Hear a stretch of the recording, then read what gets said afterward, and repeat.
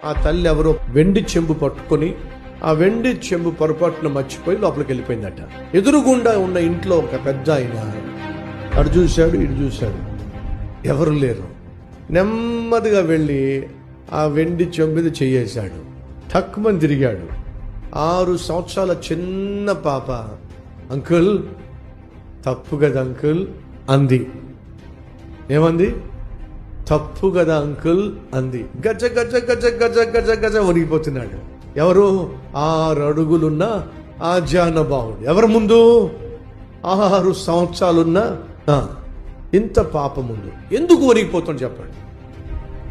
ఎందుకు వణిగిపోతున్నాడు?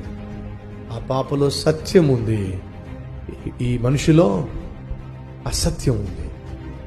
ఆ పాపలో నీతి ఉంది, వీడిలో అవినీతి ఉంది.